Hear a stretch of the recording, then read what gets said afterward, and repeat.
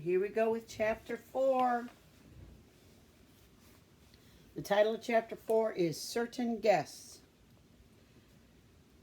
Like blood through a bandage, changes seeped across the border into Holland.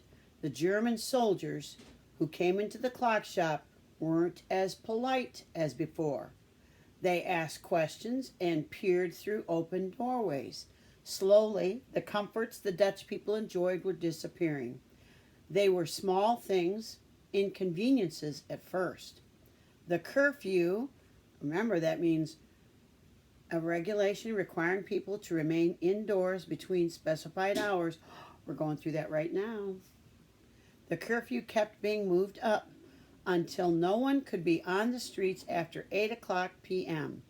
Each night, all windows had to be blacked out with heavy drapes so that British bombers could see no lights from the air to help them work out their position.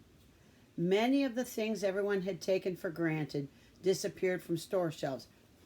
Does that sound familiar?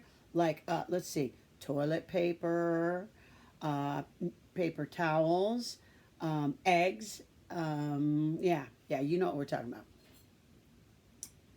Some things could now be purchased only on the black market, and other things not at all. Coffee became more expensive than gold, and new clothes and shoes were hard to find.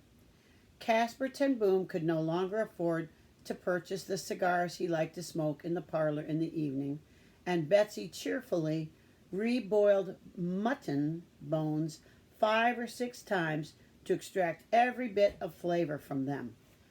Mutton, vocabulary word. Meat from sheep. Meat from sheep. The store windows that were once filled with merchandise now displayed nicely wrapped empty boxes and large posters of Adolf Hitler, assuring Dutch citizens that their sacrifice was going to help feed and clothe young German soldiers. Some of the Nazis' rules, though, just made the Dutch people laugh. For example, the Nazis banned all orange-colored tulips in Holland. Do you remember why? Do you remember? Yes, orange is the color of Holland. But these are only minor hindrances compared to what was happening to the 115,000 Jewish people who lived in Holland. Slowly and relentlessly, they were being isolated from the rest of Dutch society.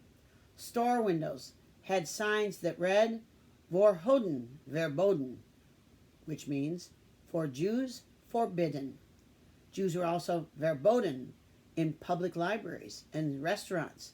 Dutch Jews who held government jobs were all fired. And then all the unemployed and useless men were rounded up and sent to labor camps in eastern Holland. Already 8,000 men had been forced to leave their families, not knowing where they were going or whether they would ever be coming back. Many old and familiar Jewish businesses also suddenly shut down. One day, a merchant and his family would be serving customers. The next day, the store would be shut and the merchant and his family would never be heard from again. Had they escaped from Holland, or had they been taken away to labor camps? No one knew for sure, and no one wanted to ask too many questions. Every week, it seemed, the Germans made a new rule for the Jews. The Jews weren't allowed to travel without permission papers. Jewish children had to attend Jewish schools. A Jew wasn't allowed to own a bicycle, use public transport, or accept a ride in a private car. Whenever German soldiers saw Jews in the street, they mocked them. Corrie expected that from the Germans, but sadly, many Dutch people were also becoming unkind to their Jewish neighbors. The Nazis formed a group in Holland called the National Socialist Bond, NSB for short, National Socialist Bond, and many Dutch people were eager to join the group. Members got the best housing, the most ration coupons, and places at the head of the line when new products arrived in stores. Petrol for cars and trucks was in short supply too, and only the German army and members of the NSB, National Socialist Bond, could buy it. For many Dutch people, the extra ration coupons, the housing, and the petrol seemed a fair exchange for supporting the Nazis and keeping an eye on Jewish activity. But much more scary to Corrie were those members of the NSB who truly believed what Hitler said and wanted Holland to be a part of his master race. The war was taking some chilling turns. To everyone's surprise, in June 1941, Hitler ordered the German army to attack the Russian army. The Russians, though, were supposed to be Germany's ally in the war. When the Ten Boom family heard the news on Radio Orange of the attack, they were shocked. What kind of madman was Adolf Hitler that he would attack his allies? Like many others in Holland, they began to worry that if he could do such a thing to the Russians, what might he do to the Dutch? A strange feeling crept across Holland. No one knew whom to trust anymore or who would be the next Jewish person to disappear. Then the Germans made a new law. Whenever they were out in public, all Jews were to wear on the front of their clothes a patch bearing a large yellow Star of David with Jew stamped across it. Excuse me. When Caspar Ten Boom read of this new law in the newspaper, he put on his hat and coat. "Where are you going?" Betsy asked him as he left the house. "You will see soon enough," he said. He came back 2 hours later and laid a patch emblazoned with a yellow Star of David on the arm of his chair. Excuse me. "Betsy, could you sew this onto my coat, please?" he asked deliberately. Corrie and Betsy looked down at the patch and then at each other.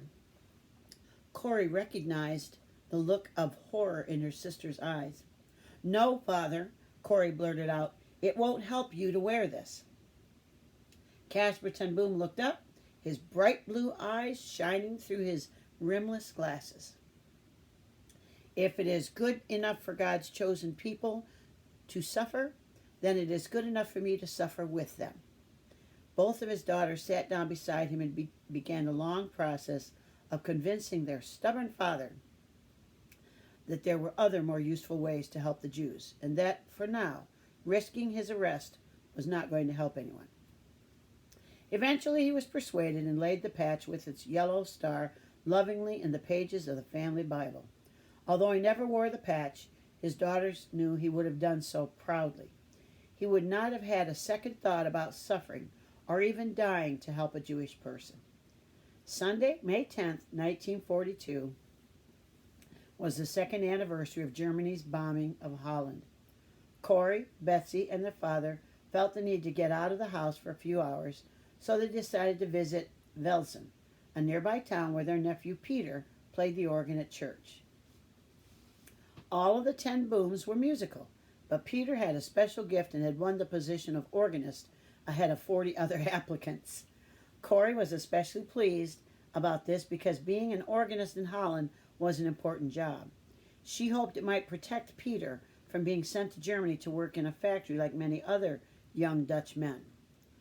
After a slower than usual train ride from Haarlem, Corrie, Betsy, and their father arrived at the Dutch Reformed Church in Velsen.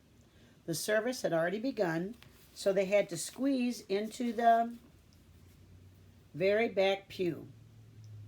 Since the start of the occupation, churches all over Holland were fuller on Sundays than they'd ever been. Sometimes a congregation would be so large it spilled out into the street.